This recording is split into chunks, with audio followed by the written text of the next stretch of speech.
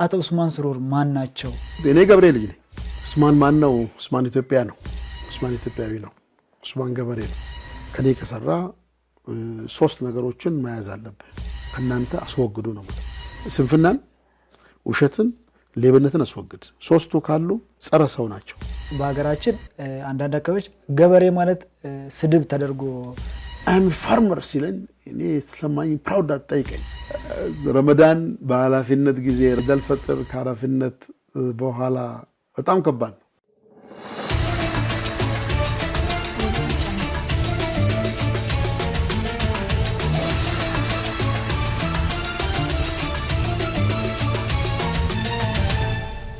እሺ እጅግ አድርገን እናመሰግናለን። እንግዲህ አቶ ኡስማን እኛም በአንዳንድ በስራ አጋጣሚዎችም እንደታዘብን ምን አይነት ነገሮችን እናያለን። አንዳንድ ጊዜ የሆነ ቀበሌ ውስጥ ያሉ አርሶ አደሮች በስም በአካል ያውቁታል ብዙ ጊዜ እርሶንና ምናልባት ደግሞ ወይ ወረዳው አካባቢ ያሉ የግብርና ባለሙያዎችን ከሚያውቁት በላይ የሚያውቁ አርሶ አደሮችም ገጥሞናል እንደ ጓደኛ እንደ ቤተሰብና ከዚሁ ጋር አያይዞ ደግሞ እንዲያነሱልን የሚፈልገው ነገር ምንድነው በሚቀጥሉት 5 ዓመታት ግብርናችን ወይም ደግሞ በተለይም እንደ ክልል ማዕከላዊ ኢትዮጵያ ክልል እንዴት ምን ያልማሉ አቶ ኡስማን ለሚቀጥሉት 5 ዓመታት በግብርናው ዘርፍ በግብርናው ሴክተር የት እንደርሳለን የሚል ህልም አሉት። እንግዲህ ይሄንንም ደግሞ እንዴት ሊያሳኩት አስበዋል? እዚህ ጋር ደግሞ በርካታ ተመልካቾቻችን ይሄንን ዝግጅት በቤታቸው ነው እየተከታተሉ ይገኛሉና በምንድን ነው የሚያግዙት የሚለውን ሰፋ ያለውን ሐሳብ ጠቅለል አድርጎ ቢያነሱልን። እኔ እንግዲህ ያው ታች ወርዶ አርሶ አደር ያውቃል ያልከው ነገር እንግዲህ ባለውበት አካባቢ እኔ በመኖርበት አካባቢ በተቻለ መጠን ልዩነት መፍጠር አለብኝ ብዬ አስባለሁ። ሰው በብዙ ነገር የተለያየ ልዩነት ይፈጥር ይችላል። እኔ ደግሞ በመሰራው ስራ ሐሳቤ መሬት ነክቶ የኔ ሐሳብ ማለት የኔ መንግስት ሐሳብ ነው። የኔ ሐሳብ ማለት የኔ ፓርቲ ሐሳብ የኔ ህዝብ ሐሳብ ነው። ግን በተቻለ መጠን ይሄ ሐሳብ መሬት ነክቶ ዜጎችን መቀየር አለበት። ቢሮ የምንላቸው ነገሮች መሬት ላይ ማረፋቸውን ማረጋገጥ አለብን። የኔ ምናልባት አንዳንዶቹ ለኔ በኔ የሚጠሉት ነገር አለ። እኔ ደግሞ የምወደው የኔ አብዛኛው ነገሬ 40-60 ወይም 50-50 ነው። 40% ቢሮ 60% ታች መሬት ያለው እውነታን ሳቅ እውነታን ለማወቅ ሲሄድ እኔ መማራለሁ፣ የሚሰሩ ሰዎችንም አነሳሳለሁ፣ ችግር እለያለሁ፣ ለችግር መፍትሄ ይዤ እመጣለሁ። የችግሩ መፍትሄ ዛሬ ላልፈታው እችላለሁ። ዛሬ ያየሁትን ነገ ልፈታ እችላለሁ፣ ከነገ በደስታ እፈታለሁ። ዛሬ ያየኋቸው ነገሮች መሬት የነኩ ነገሮች ችግር እንዲፈቱ ድል ደግሞ መጠቀም እንዲችሉ ጥረት አደርጋለሁ እና እነኚህ ነገሮች በሁሉም አካባቢ እኔ ቀደም ሲል እኔ ስልጤ ዞን ግብርናና ገጠር ልማት መምሪያ 8 ዓመት ሰርቻለሁ። ዞኑ ውስጥ 186 ቀበሌዎች ነበሩ። 182ቱን በአካል አውቃቸዋለሁ። አንዳንዶቹን ቀበሌዎች ቤት ለቤት አውቃለሁ። ለምሳሌ እንደ ሳንኩራ ያሉ አካባቢዎች አንድ የውሃ ማቆር የሚባል ነበር። ያው ሰዎች እንደ ፋራ ሊቆጥሩ ይችላሉ። ዘመኑ ደግሞ ብልጽግና አስተምር ወርደህ አሳይተህ አስተምር አንዳንዴ ግምገማም ምንጭ ሆኗል። በአንድ ወቅት ለምን ተወረደም ተብሎ ያው ዛሬ ደግሞ ያለው ጊዜ ወርዶ ስራን ማየት መደገፍ ህብረተሰቡ ማንቀሳቀስ ነው፣ ማነቃቃት ነው፣ ማንቃት ነው ተብለን ደግሞ እንደ ብልጽግና እየሰራንበት ነው። እኔም እያረኩ ያለሁት አርሶ አደሮቹ እንዴት አወቁ ያልከኝ በቃ እኔ ትርፍ ጊዜ መዝናኛ ጊዜ ቀበሌዎቹ ናቸው። ቀበሌዎቹ ከምናመርተው ምርት ወተት እርባታ ባለበት፣ ዶሮ ባለበት፣ ፍራፍሬ ባለበት፣ አትክልት ባለበት፣ መስኖ ባለበት ምን አለ እኔ ሰው እንዲነግረኝ አልጠብቅም፣ ከወረቀት እንዲመጣልኝ አልጠብቅም። በአካል ሄጄ ነው ማያቸው። አትካሚ ሊሆን ይችላል፣ ለኔ ግን አትካሚ አይደለም። ለኔ መዝናኛ እኔ ኢንጆይ ነው ማረገው። ሰው ይሄ ሰው እየደከማል ምናምን ይላል። እኔ እየደከምኩ አይደለም፣ እኔ እየተዝናናው ነው። ጤናዬን እያለማው ነው፣ እግረ መንገዴን አእምሮዬንም እያለማው ነው ያለው። ባልሆነ ነገር ጊዜ እያሰለፍኩ አይደለም። እኔ ብዙ ከምባታ አርሶ አደሮች ጋር ብትሄድ፣ አዲሎም ብትሄድ፣ ዳምቦያም ብትሄድ፣ ሀደሮም ብትሄድ፣ ካጫቤራ፣ ቀሪዳ ጋሜላ ሁሉም ጋር እኔ ብዙ ሴት አርሶ አደሮች ወጣቶች ግንባር ቀደም የሆኑ እንትኖች ብዙ አውቃለሁ። ያንን ከመጣው 1 ዓመት ተኩል ነው። ይሄን ልታውቅ እንዴት እድል አገኘ? ከወረድክ ታውቃለህ። ምንም የሚቸግር ነገር የለውም። ዋናው ነገር ራስን መስጠት ነው። ቅድም ብያለሁ። ስራህን እወቀው መጀመሪያ፣ ከዛ ውደደው፣ ከዛ ስራው፣ ከዛ ኑረው፣ ከዛ ተናገረው። በቃ እኔ በሄድኩበት ቦታ ስራዬን እናገራለሁ። እዛ ለማወቅ ነው የምሄደው። እዛ እኮ ያለው የጎደለብኝ ለመሙላት ነው የምሄደው። ከምባታ ጋር ምን ጸጋ አለ ብትለኝ እኔ አይ ካን ቶክ እኔ አንዳንዶቹ ከተወላጆች በላይ ላወራ እችላለሁ። አይቻለሁ ብዙ ነገር ወርጄ ስላየው ማለት ነው። ስለዚህ በመውረድ በማየት መማር አለ፣ ጉለት መሙላት አለ፣ ራስን ማነሸጥ አለ፣ ህብረተሰቡን ማነሸጥ አለ፣ ማነሳሳት አለ፣ ቁጭት መፍታት። ትላንት እንዴት ነው እኔ ሳልሰራ ያሳለፍኩት ብሎ ህብረተሰቡ ራሱን እንዲጠይቅ ማድረግ አለ። ስለዚህ በዚህ መነሻ እኔ ብዙዎቹ ጋር ሄጄ ባየሁበት እኔ በቀደም ጠንባሮ ሄጄም አንድ አርሶ አደር ሽማግሌ ለመሆኑ እኛን ማን እንደሆኑ ያውቁናሉ እንዴ ስላቸው፣ አዎ እናውቃለን፣ ስሞቱንም እናውቃለን፣ ስራውንም እናውቃለን፣ በአካል ብቻ ነበር ማናውቀው፣ ዛሬ አውቀቱን በአካል ሲሉኝ ለኔም የምትለው ለኔ ሰርፕራይዝ አድርጎኛል። ይሄ በህብረተሰብ ዘንድ በዚህ ደረጃ ሪኮግኒሽን ማግኘት ትልቅ ሀብት ነው። ይሄ ደግሞ ለኔ ሀብት ብቻ ሳይሆን ተጨማሪ ኃላፊነት ነው። የበለጠ ወርጄ ችግር እንዲፈታ እድል መጠቀሙን እንዲችሉ ደግሞ እንዳረግ ለኔ ተጨማሪ ኃላፊነት እየሰጡኝ ያሉት እነኚህ ሰዎች። ስለዚህ ይሄንን ሁላችንም ልናደርገው የምንችለው እኮ ነው። ለማንም ከባድ ነገር አይደለም። በጣም ያው ሆቢያችን፣ ተሰጧችን፣ ፍላጎታችን ስለሚለያይ ነው እንጂ የኔ ተሰጦና የደስታ ምንጭ ደግሞ አሁን ያልኩ ነው። ይህን አይነት ነገር ማድረግ ስለሆነ ይዤው ቀጥያለሁ። ህብረት ስራን ብትወስድ እኔ ከመተማ እስከ ቦረና ብዙ ሰዎች እላቃለሁ። ብዙ ሰዎችም ጋር አቁኛል። ከኦጋዴን እስከ ባሮ አካቦ ብትሄድ፣ ቤንሻንጉልም ብትሄድ፣ ጎጃም ብዙ ገበሬዎች ጋር ብትገባ በህብረት ስራ ውስጥ ብዙ ሴቶች እኔን ያውቃሉ። ከብዙ ሰዎች ጋር አብሬ ሰርቻለሁ። ዴዲኬት ከሆንክ ራስን ከሰጠህ ውጤት ታመጣለህ፣ ትደሰታለህ። ህብረት ስራ በሰራው ስራ ለኔ ሁሌ ውስጤ ፍሎሪሽ የሚያደርግ ነገር አለ። ባይዘው እኛ ስላልሰራን እንጂ ብዙ ኢትዮጵያን በአንድ ጊዜ ብልጽግና ማማ ከፍ ማድረግ የምንችልበት እድል አለ። ለምን ሌላ ዓለማት ብዙ ዓለማት አይቻለሁ። እኔ በአውሮፓም ኤዥያም ላቲን አሜሪካም ሰሜን አሜሪካም ሄጃለሁ በነበረኝ የስራ አጋጣሚ። አፍሪካም ብዙዎቹ ሀገሮች አይቻለሁ። ምናልባት ከኛ ትንሽ የተሻለ አየር ጸባይ ያላት ሩዋንዳ ብቻ ናት። ሌሎቹ እኮ አንዳንዶቹ ዓለማት 4 ወር ነው ለመስራት እድል ያላቸው። 4 ወር ሀሩር ነው፣ 4 ወር ወይ ቅዝቃዜ ነው፣ 4 ወር ነው ጤናማ ጊዜ ያላቸው። እኛ እኮ 12 ወር ተፈጥሮ ያደላት ኤር ኮንዲሽን እንዲሆነች ሀገር። አሁን ይሄ ቤት የትኛው ዓለም ብትሄድ እንደዚህ አይነት ያለ ኤሲ አትቀመጥም። ይሄ ለኛ ትልቅ ገጸ በረከት ነው። ፈጣሪ አዳልቶን ሰጣን፣ ግን አልተጠቀምነው። ይሄን መጠቀም አለብን። ይሄ እኔ ውስጥ ያለ ቁጭት ነው ሌላ ዓለም ካየነው አንፃር። ስለዚህ ልማት ብልጽግና የሚመጣው እኔ በመስራት ነው። ለመስራት ደግሞ ያለህን ነገር በማወቅ ነው።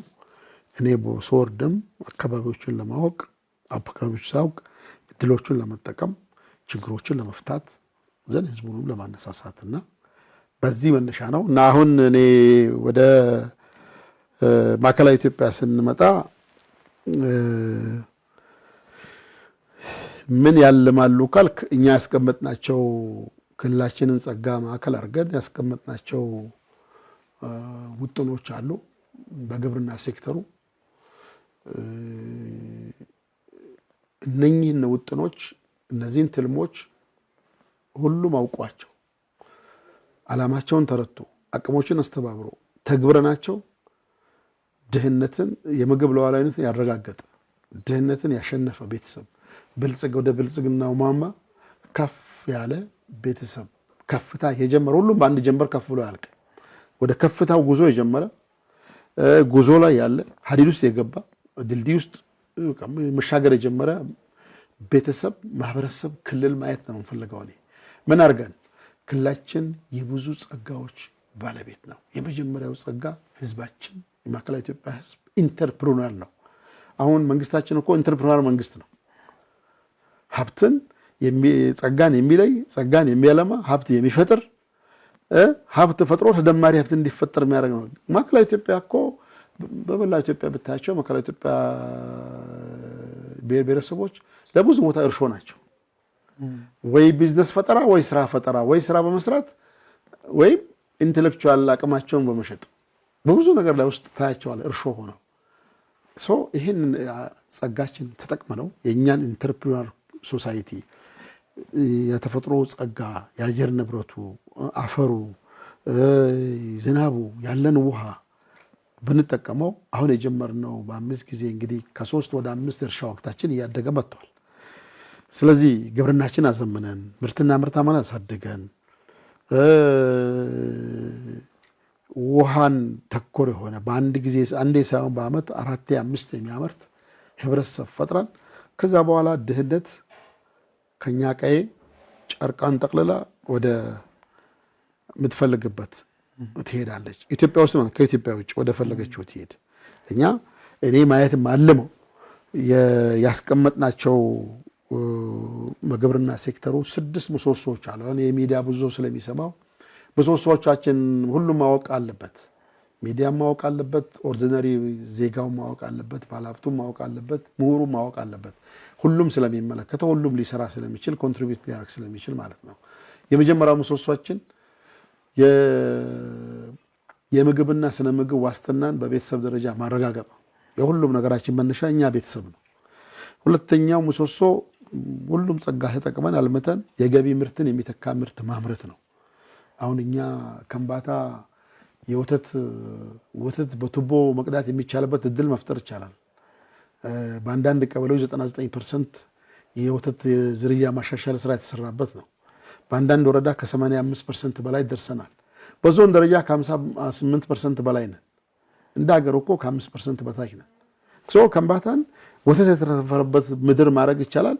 ከውጭ የወይን ወተት አትረፍርፈን እሴት ጨምረን ከውጭ የሚመጣውን ዱቄት በሀገር ውስጥ ወተት ለመተካት የእኛን አበርክቶ ከፍ ማድረግ እንችላለን። አለን በእጃችን ጸጋ ማለት ነው። ሌላ ፍለጋ መሄድ የለብን። አፕል ብዙ ደጋማ ወረዳዎች አሉ። በ16 ወረዳዎች ጀመር ነው። ሁሉም ይሄ ጉዳይ ገብቶት በቤተሰብ ደረጃ 100 ፍራፍሬ ማልማት ቢችል ኢትዮጵያ ኢምፖርት ከምታረገው የሆነ ያህል መጠን ማዕከላዊ ኢትዮጵያ ይሸፍናል ማለት ነው። አርሶ አደሩም አምራቹም ገንዘብ ያገኛል፣ ስራ ዕድል ይፈጥራል። እዛው ሳለ ደግሞ ኢትዮጵያ ኢምፖርትን የተወሰነ ታስቀራለች ማለት ነው። ይሄ ነው አንዱ ምሰሶአችን። ሶስተኛው ለኤክስፖርት የሚሆን ምርት ማምረት አለብን ብለን ያስቀመጥነው። ምርታችን ኤክስፖርት ቤዝ መሆን አለበት፣ በአይነት በብዛት በጥራት ለኤክስፖርት። አራተኛው ለኢንዱስትሪ ማምረት። አምስተኛው የስራ ዕድል፣ ግብርና የስራ ዕድል ምንጭ እንዲሆን ለሁሉም ዜጋ፣ ለወጣቱ፣ ለሴቶች፣ ለአረጋውያን፣ ለአካል ጉዳተኞች፣ ለተማሩ፣ ላልተማሩ፣ ለሁሉም መሆን ይችላል። ቤት 50 ዶሮ ያላቸው ቤተሰቦች እኮ ቁጭ ብሎ ቤት አካል ጉዳተኞች አረጋውያን ባይሆኑ ከቤት ባይወጡ እዛው እያሉ የተንከባከቡ እንቁላል የሚሰበስበው ይመጣል እኮ ከስራ የሚፈጠርለት። ምንም ከቤት መውጣት አይጠበቅባቸውም። ለዶሮቹ ይሄን አድርጎ ያን አድርጎ ብሎ ብቻ ቤት ውስጥ ማዘዝ ነው። ይቻላል። ከቤት ሳይወጡ ብዙ ነገር መስራት የሚቻልበት እድል አለ። አይተናል። ሌላ ዓለም ላይ ባንግላዴሽ ላይ፣ ፊሊፒንስ ላይ ብዙ አረጋውያን ብዙ አካል ጉዳተኞች ከቤት ሳይወጡ ብዙ በዊልቸር የሚሄዱ ሰዎች ብዙ ነገር የሚያለሙ ለብዙ ዜጋ ስራ ዕድል ፈጥሮ አይተናል። ይሄን ማድረግ አንችልም? እንችላለን። ይሄ አምስተኛው ምሰሶ ነው። ስድስተኛው እነኚህን ደምረን ስናመጣ ድህነትን ያሸነፈ ወደ ብልጽግናው ማማ ከፍ ማለት የጀመረ ቤተሰብ የሁሉም የችግኛ የድህነት የማሸነፍም የመበልጸግም መነሻችን ቤተሰብ ነው። ከዛ ማህበረሰብ ነው። ከቤተሰብ ወደ ቀበሌ፣ ከቀበሌ ወረዳ፣ ከዛ ክልል እንደ ሀገር ቀድመን ድህነትን ያሸነፈ ክልል ብልጽግናን እውን ያደረገ ክልል መፍጠር። እኔ በሚቀጥሉት 5 ዓመታት አሁን ያለውን ጸጋዎች ያስቀመጥናቸው ከድህነት መውጫ ብለን ያስቀመጥናቸው እንደ ክልል የተቀናጀ ግብርና ለቤተሰብ ብልጽግና ብለን ያስቀመጥናቸው ነገሮች አሉ። እነኚህን ሁሉም አውቆ ተግብሮ በግማሽ ሄክታር መሬት ከ3 እስከ 5 ዓመት ጊዜ ውስጥ በአንድ ዓመት እስከ 2.5 ሚሊዮን ብር ጀነሬት ማድረግ የሚቻልበት የተቀናጀ ግብርና ፕላን ዲዛይን ተደርጓል። ይሄን ሁላችንም መተግበር ጀምረው ውጤት ያመጣው አሉ።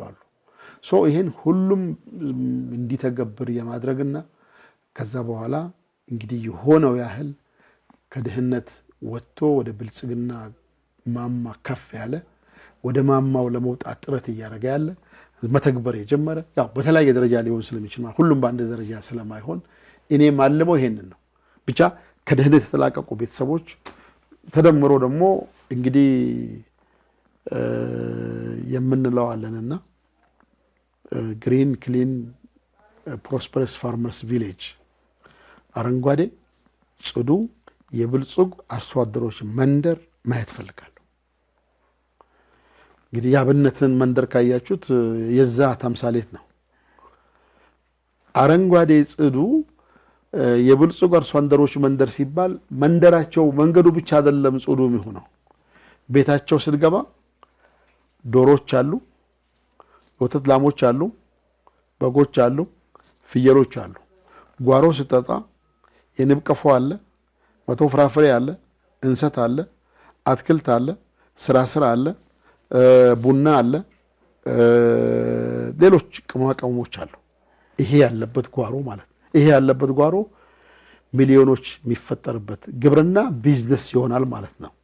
ስለዚህ የብልጽግ አርሶ አደሮች መንደር አረንጓዴ ጽዱ የብልጽግ አርሶ አደሮች መንደር ስንል ቤቱ ያማረ ጓሮው የተዋበ ማለት ጓሮ አረንጓዴና ሀብት የፈጠረ ፊት ለፊቱ ደግሞ ያማረ ኑሩብኝ የሚል መንደርን ማየት ነው ምን የማልመው። ይሄ ማለት ያው ከድህነት የተላቀቀ የድህነት ዋናው ምንጩና መነሻው እዚህ ጋር ያለው ከዚህ ጋር ያለው ተላቆ መሬት ላይ አውርዶ ውጤት ያመጣ ህብረተሰብ ማየት ነው የምፈልገውና እኔ ማለመው ለሱ ነው። እያረግን ያለነውም ይሄንን ነው። የጀማመርናቸው ነገሮች ማምጣት እንደምንችል ተስፋ እየፈጠሩልን ያሉት ይሄን ስናረግ ግን ከዛ ቀጥሎ እንግዲህ በርካታ አሁን ከማታ ብትወስድ ብዙ የወተት ማቀናበሪያ ኢንዱስትሪዎች ያሉበት መንደር የአቮካዶ የተቀነባበረ የአቮካዶ ዘይት የአቮካዶ የተለያዩ ፕሮዳክቶች ያሉበት ኢንዱስትሪ ማቋቋም የዘይት ፋብሪካዎች ያሉበት መንደር የዶሮ እና የአሳ ስጋ ማቀናበሪያ ኢንዱስትሪዎች ያሉበት መንደር መፍጠር እንችላለን። ስለዚህ እነዚህ ማየት ነው የማለመው። ምክንያቱም አሁን የጀመርናቸው ባለፉት 2-3 ዓመታት በሰራነው ስራ የወተት ዝርያ ማሻሻል ላይ አሁን 8 የወተት ማቀናበሪያ ኢንዱስትሪዎች የአርሶ አደሩ ባለቤት የሆነ ከ2000 በላይ አርሶ አደሮች ባለቤት የሆኑባቸው በቀን ከ23000 ሊትር በላይ ለኢንዱስትሪዎቹ የሚቀርቡት ኢንዱስትሪዎቹ አንዳንዶቹ ሙከራ ጀምረዋል። አምና እንግዲህ አንድ አንበሪቾን ጀምረን ነበራል። አሁን ደግሞ ትልቁ አንበሪቾ 1-4 ወረዳ ይዞ ጀምራል። ዋቻሞ ላይ፣ ጉራጌ፣ ስልጤ አካባቢ አሁን ሙከራ ስራ ጀምረዋል። ስለዚህ ብዙ የገጠር የኢንዱስትሪ የግብርና ኢንዱስትሪ መንደሮችን ነው ማየት ማልመው። እነኛ አረንጓዴ ጽዱ የብልጽግ አርሶ አደሮች መንደር ዝም ብሎ አይፈጠርም። በዚህ በኩል መንደሩ ውብ መንደር አለ፣ ለኑሮ የተመቸ መንደር አለ፣ በዛ በኩል ኢንዱስትሪ አለ። ስለዚህ የኛ ገጠር ተደምሮ ሲወሰድ ገጠራችን የሚሰዱበት ሳይሆን ስራ አጥቶ ለኑሮ ያልተመቸ ሆኖ የጉስቁልና መንደር ሳይሆን የፕሮስፐሪቲ ዜጎች ሰርተው የሚበለጽጉበት ጤናቸውን የሚያለሙበት የሚዝናኑበት ውብ አካባቢ ፈጥረን እንግዲህ የኛ የማዕከላዊ ኢትዮጵያ ገጠሪቷ ኢትዮጵያ ዜጎች ከከተማ ወደ ገጠር የሚሰደዱባት የሚፈልሱባት አለፍ ሲል ደግሞ ከውጭ ያለ ዜጎቻችን መጥተው በየገጠሩ ኢንቨስት የሚያደርጉበት በየአካባቢ ያሉ ወጣቶች አሉ። የተለያየ ሀገር ላይ ሄደው ትንሽ ገንዘብ የሰሩ ልምድም ያካበቱ አሉ። ነገ እየመጡ ወደየአካባቢያቸው መጥተው ኢንቨስት የሚያደርጉበት ቅድም በምልህ በማቀነባበሪያ ኢንዱስትሪዎች በአትክልት ማቀነባበሪያ፣ በፍራፍሬ ማቀነባበሪያ፣ በቅመማ ቅመም ማቀነባበሪያ፣ በወተት ማቀነባበሪያ ኢንዱስትሪዎች እንዲሳተፉ ይሄን ማየት ነው ፈልገው። እኔ ከሰራ እናመጣለን። የጀመርነው ነገር ይሄ ምልክት አለ። ስለዚህ ይሄን ደግሞ እናሳካለን ኢንሻአላህ። አላህም ያግዘናል። እኛ በቅንነት ከተነሳን ከታተርን ጽናት ከጸናን ፈተና ያጋጥመናል። እዚህም እዛም የሚጎትት ነገር ይመጣል። ከሚጎትተው ነገር ጊዜ ሳንሰጥ ጉልበታችን ሳንበላ ወዳለምነው ነገር ብቻ ጉዟችን ካጠናከርን በእርግጠኝነት እናሳካለን። እልሜም እናሳካለን። ያው በ2 ዓመት እኮ 8 የወተት ማቀነባበሪያ ኢንዱስትሪ መክፈቻለን። አምና 6ኛ ወር ላይ ስንገመግም ፈተና ነበር፣ እንዴት ይቻላል ተብሎ ያው ቻልን። 8 ማቀነባበሪያ ኢንዱስትሪ ከከፈትን መቶዎች መክፈት ለምን አንችልም? ሌላ ዓለም እኮ ህንድ ስንሄድ ችለዋል፣ ፊሊፒንስ ስንሄድ ችለዋል፣ ታይላንድ ችለዋል፣ ቻይና ችለዋል። ሰው ነው እኮ እሱ፣ እኔም ሰው ነኝ፣ እሱም ሰው ነው። እኛ ደግሞ የተመቸ ነገር አለ። እነሱ ባልተመቸ ሁኔታ ውስጥ ሆነው ያንሰርተዋል። እኛ ደግሞ በተመቸ ውስጥ ይሆናል። ዋናው አቅማችንን ወደ ውጤት የሚያመጣ ነገር አቅም የሚበላውን ነገር እየቀነስን አቅም ወደ ምርት የሚቀይረውን ነገር ሐሳብን ወደ ምርት የሚቀይረውን ጉልበትን ወደ ምርት የሚቀይረው ጊዜን ወደ ምርት የሚቀይር ነገር ብቻ ተኩረን ከሄድን ልዩነት መፍጠር እንችላለን የሚል የጸና እምነት አለኝ። ደግሞ እናሳካለን። ብዙ የባህር ዛፍ ማሳዎች ወደ ፍራፍሬ እየተቀየሩ ነው። ለዚህ ምልክት ነው። አንችልም? ይሄን ታዲያ ብዙ የቡና ማቀናበሪያ ኢንዱስትሪ መክፈት እንችላለን። ቡናን ቆልቶ ፈጭቶ ኤክስፖርት ማድረግ ይቻላል። በሚቀጥሉት 5 ዓመታት ይሄ ጉዞ ወደዛ ይወስደናል። እነ ሩዋንዳ እኮ ማለት እነ ኡጋንዳ የኛን ያህል ቡና የላቸውም፣ ግን ብዙ አት ሃውስሆልድ ሌቭል የቡና ማቀናበሪያ ኢንዱስትሪዎች አሏቸው። ፓክት የሆነ ቡና ኤክስፖርት ያደርጋሉ። ስለዚህ ይሄን ማድረግ እንችላለን እና ለዚህ የኛ ሚዲያ ወጣቶች ያለው ጥረት፣ ታታሪነት፣ ትጋት የበለጠ ተጠናክሮ ከቀጠለ እኛ እናሳካለን፣ እድል አለን ነው የምለውና ይሄን ይመስላል። እሺ፣ እጅግ አድርገን እናመሰግናለን አቶ ኡስማን። እንግዲህ በጣም ሰፋ ያለ ሀሳቦችን ነው ያነሱት። በእርግጥ ይሄ ብቻ እንዳልሆነ እኛም ምስክሮች ነን። ምክንያቱም በተለያዩ ቦታዎችም በተለያየ አጋጣሚ ተገኝተን የማየት እድሉ ገጥሞናል። ምናልባት ከዚህም በኋላ በሰፊው የምንመለስበት እድል ይኖራል። አሁን ያሉትም ኢንዱስትሪዎች በተለይ ቀጥሎ ያሉት አንደኛው ኦልሬዲ ስራ ላይ ያለ ስለሆነ 7ቱ በስፋት ወደ ስራ ሲገቡም የሚፈጠሩ ነገሮችን እየተከታተልን የምናደርስ ይሆናል። እንደው አሁን ወደ እርስዎ እንመለስና ማህበራዊ ህይወት ላይ እንዴት ኖት የሚል ጥያቄ ላንሳ። አመሰግናለሁ። እኔ እንግዲህ ያው እኔ በስራዬ ብዙ አልታማም። እንደ ስራዬ ሁሉ አልሐምዱሊላህ አላህ አቅሙንም ጉልበቱንም ሰጥቶኝ ባለኝ አቅም ባለኝ ጊዜ ሁሎቹ ነገሮች አጣጥሜ ከልጆቼም ጋር ባለችኝ ትንሽ ጊዜ እነጋገራለሁ። ስናገር ግን ግልጽ ነው የምናገረው። ሁሌም ለልጆቼም ነግረው ቅድም የነገርኩህን ነው። 3 ነገሮች ከእናንተ አስወግዱ፣ 4 ነገሮችን ያዙ፣ የትም ትኖሩበታላችሁ፣ ሀብት ነው ትመነዝሩታላችሁ እላለሁ። 3 የሚያስወግዱት ውሸትን፣ ስንፍናን፣ ሌብነት የነሱ አድርገው አጥብቀው መያዝ አለባቸው። መቼም የትም ቢሆን እውቀትን፣ እውነትን፣ ትጋትን፣ ጽናትን። እውነት ከያዝክ ፈተና ይገጥመሃል። ስለዚህ በቃ ወዲህ ማተበል ያዝ ያሺ። ይሄ ሁሌ ከልጆች ጋር የምናወራበት ሁሉ ጊዜም እውነት ተናገሩ፣ ባላችሁ ኑሩ፣ ባላችሁ ደስተኛ ሁኑ፣ ራሳችሁን ከማንም አታነጻጽሩ። የኔ ብሂል ነው። መሆን ያለባችሁን ያለማችሁ ሂዱ፣ ትጉ። በቃ ባላችሁ ተብቃቅታችሁ እርካታ። መጽሐፋችን የሚለው ባለህ ረክተህ ኑር ነው የሚለው። አንተ ራስን ከሌላው ጋር ታነጻጽር፣ ያኔ ነገር ተበላሽቷል ነው የሚለው። እኔ ለልጆች የማስተምረው ይሄን ባለችኝ ትንሽ ጊዜም ቢሆን ማለት ነው።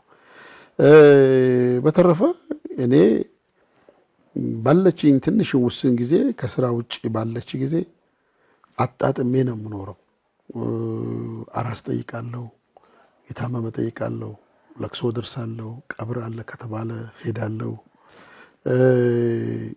ጊዜው ቢያልፍ እንኳን እኔ በጣም ቅርቤ የምለው ሰው በስልክ አይደለም በአካል ሄጄ ነው የምደርሰው። ጊዜ ይለፍ እንጂ ከኔ የሚጠበቀው እንግዲህ የጨዋ ለቅሶ አመትም ጭምር መድረስ ይቻላል። መድረስ ግዴታ ነው ብዬ ነው ማምነው። አደርጋታለሁ፣ ያንንም አደርጋለሁ። ሌሎቹንም የማህበራዊ ህይወት መስተጋብሮችን አጣጥሜ ለመሄድ ጥረት አደርጋለሁ። በዚህ ብዙ አልታማም። ድሮ በጣም ሃይፐር ነበርኩ። በተለይ ጅማ ሻሸመኔ በነበርኩበት ጊዜ ሃይፐር አክቲቭ ነበርኩ። አሁን ያ ብዙ ጊዜ ስራዬ እየወሰደብኝ፣ ግን ስራውን አጣጥሜ ለማስኬድ በተለይ የታመመን ሰው በታመመ ጊዜ መጠየቅ ጥሩ ነው። በቸገረው ጊዜ መድረስ ጥሩ ነው። አቅም በፈቀደው ያኔ ነው ሰው ማለት ሰው በሚፈልግበት ጊዜ መድረስ ነው። ከሞተም ማንም ይቀብራል እኮ ለማንም ቀባሪ አይጠፋም። እኔም ብዙ ጊዜ የማምነው የኔም ዲስኩር እችን ነው። የቻልከውን አድርግ፣ አይዞህ ማለት በራሱ ደርሶ ታመመን ስትጠይቀው የተለየ ደስታ ይሰጣል ለሰው ልጅ። ስለዚህ በእነኚህ ነገሮች እነኚህና ሌሎቹንም አጣጥሜ ለመኖር ነው ጥረት ማድረገው እንጂ አንድ ስራው ላይ ብቻ ሁሉ ነገር ስራው ላይ ግን ብዙ ነገር ስራ ላይ ያርፋል። ባለችው ግን ትንሽ ጊዜ የራሴን ጊዜ ቀንሼ እነኚህ ነገሮች አጣጥሜ ከጎረቤቶቼ ጋር እጠያየቃለሁ። በፍቅር ነው የምኖረው ነው። ሰጥቶ መቀበል፣ ፍቅር ሰጥተህ ፍቅር ትቀበላለህ፣ ከሰጠህ ትቀበላለህ። ካለህ የምታካፍለው መጀመሪያ የምታካፍለው ፍቅር ነው፣ ሀሳብ ነው። ቁስ ትርፍ ነገር ነው። ሰው ሰጥቶ መቀበል ሲባል ቁስ መስጠት እሱ አይደለም። ሀሳብ ትልቅ ነገር ስለሆነ ማለት ነውና በተለይ ከጎረቤት ሁሌም ሰላም መፍጠር ትልቅ ነገር ነው። በመጥፎ ቀን መድረስ፣ በጥሩም ቀን መድረስ፣ እንዴት ናችሁ ማለት ትልቅ እንትን ነው፣ ትሪትመንት ነው ብዬ ነው የማምነውና ለልጆች የምነግረው ይሄን ነው። ከልጆች ትናንሽ ልጆቼ ከጎረቤት ካሉ ልጆች ጋር ያላቸው መስተጋብር አልሐምዱሊላህ በጣም በጣም ጥሩ ነው ብዬ ነው እኔ የማየው እና እኔም ሶሻላይዜሽን እንደዛ ነው። ለእኔ ጓደኛ ለመፍጠር ማህበራዊ መስተጋብር ለመፍጠር የግድ ከሆነ ሰፈር መፈጠር የለበትም። የሆነ ሃይማኖት ተከታይ መሆኑ ሰው መሆኑ ስብዕናው ነው ከኔ ጋር የሚያደርግ ነገር እስካለ ድረስ በቃ የኔ የመስተጋብር መነሻም እሱ ነው። ብዙ ጊዜ ያው ያደግኩባቸው አካባቢዎች ይህንን ተጽዕኖ ፈጥረው ሊሆን ይችላል። አንዳንድ ጊዜ ለእኔ ባይገቡኝ ነገሮች አሉ፣ እንዲገቡኝ የማልፈልጋቸው ነገሮች አሉ። ይሄ ጥበብ ያለ የታሰረ ነገር ያው የራሱ ጉዳቱ ብዙ ነው። ብዙ ማናወራው የራሱ ጉዳት አለው። ግን ሰፊ ስትሆን ሰፋ ስትል ብዙ ነገር አለው። ጠቃሚ ነገር ለራስም ለልጆችም ለትውልዱም ይጠቅማል ማለት ነው። እጅግ መልካም። እንግዲህ የተከበራችሁ ተመልካቾቻችን ዛሬ በአቶ ኡስማን ስሩር ቤት ተገኝተን በጣም እጅግ ድንቅ የሆነ ቆይታ ከአቶ ኡስማን ስሩር ጋር እያሳለፍን ነው የምንገኘው። እንግዲህ ብዙ በሀገራችን ላይ የሚገኙ ትልልቅ ሰዎች ወይም ደግሞ በተለያዩ ነገር ብዙ ጊዜ የማይተርፋቸው ሰዎች ከሚታሙባቸው ትልቅ ነገሮች አንዱ ማህበራዊ ህይወት ነውና ከአቶ ኡስማን ደግሞ ብዙ ትምህርቶችን እንዳገኛችሁ ተስፋ እናደርጋለን። ዝግጅታችንን እያጠቃልለን መጥተናል። በመጨረሻም አቶ ኡስማን እንግዲህ አጠቃላይ ሊያስተላልፈው የሚፈልጉት መልእክት ካለ፣ ዛሬ ደግሞ የኢድ አልፈጥር በዓል እየተከበረ ነውና የሚገኘው ስለዚህም ለኢድ አልፈጥር በዓል ለወዳጅ ዘመዶ እንደዚሁም ደግሞ ቅድም ሲያነሱ እንደነበረው ልጆቹም እዚህ ከእርሱ አብረው ጋር የሌሉ ልጆች አሉ። ለእነርሱም የእንኳን ደረሳችሁ መልእክት እንዲያስተላልፉ እድል እሰጥዎታለሁ። አመሰግናለሁ። እኔ እንግዲህ ላስተላልፍ የምፈለገው መልእክት መጀመሪያ እናንተን በጣም አመሰግናለሁ። ከዛ በመቀጠል በክልላችን የጀመርነውን የሰላም፣ የልማት፣ መልካም አስተዳደርን የማስፈን የማጽናት ስራ አጠናክሮ ማስቀጠል፣ በግብርናው መስክ ደግሞ የጀመርናቸው አዳዲስ ኢኒሼቲቮችን መላው የግብርና ቤተሰቦች ይህንን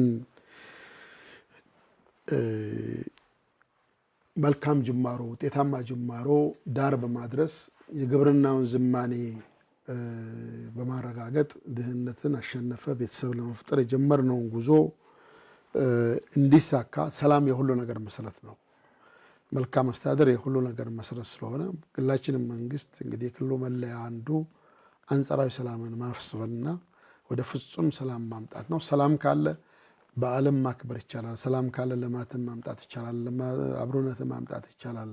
ሰላም በሌለበት ሁሉን ማድረግ ስለማይቻል የምንለውን ግብርና ዝማኔ ማምጣት ስለማይቻል እኔ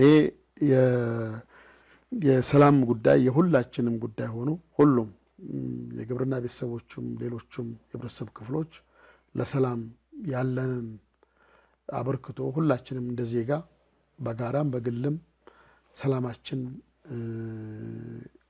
ከፍ እንዲል ሁላችንም የድርሻችን እንድንወጣ ጥሪ ያቀረብኩ፣ ግብርናችን በማዘመን እንግዲህ የድህነትን የማሸነፍ ትልማችን እንዲሆን ሁሉም የግብርና ቤተሰቦች በተለይ የግብርና ባለሙያዎች፣ አርሶ አደሮች፣ የግል ባለሀብት በእርሻ ላይ የተሰማሩ የግል ባለሀብቶች፣ ሌሎች ምሁራንና በየደረጃው ያላቸው አመራሮች ይህን የጀመርነውን ጉዞ ውጤታማ ለማድረግ የበለጠ ተናበን ተቀናጅተን ተባብረን እንድንሰራ ጥሪ አቀርባለሁ። በመጨረሻም ለመላው የእስልምና እምነት ተከታዮች በተለይም በክልላችንና በሀገራችን ለሚገኙ የግብርና ቤተሰቦች በመጨረሻም ለልጆቼ በያሉበት ቦታ ላሉ ልጆቼ ወንድሞቼ ሁሉ የ1446ኛው ኢድ አልፈጥር የሰላም፣ የፍቅር፣ የአብሮነት የበለጠ የመተዛዘን የመተሳሰብ እንዲሆንላችሁ እየተመኘው የዘንድሮውን በዓል ኢድ አልፈጥር በሰላም አሳልፎን ለሚቀጥለውም በመሐባ በፍቅር አላህ እንዲያደርሰን አላህ ፍቃዱ እንዲሆን እጠይቃለሁ። እጅግ አድርጌ አመሰግናለሁ። እሺ እኛም እጅግ አድርገን እናመሰግናለን። የተከበራችሁ ተመልካቾቻችን እንግዲህ ይህንን ዝግጅት ወደ እናንተ እያደረስኩኝ በአቶ ኡስማን ስሩር ቤት እኔ ሲሳይ ማቴዎስ ከካሜራ ባልደረቦች ያየኝ ሙሉና እንደዚሁም ያብጸጋ ዘሪውና ከዳይሬክተራችን አብይ ወልደ ሚካኤል ጋር በጋራ በመሆን እዚህ ቆይተናል። በዓሉ የሰላም፣ የፍቅር፣ የአንድነት፣ የመተሳሰብ ይሁንላችሁ። መልካም ጊዜ፣ መልካም በዓል ይሁንላችሁ።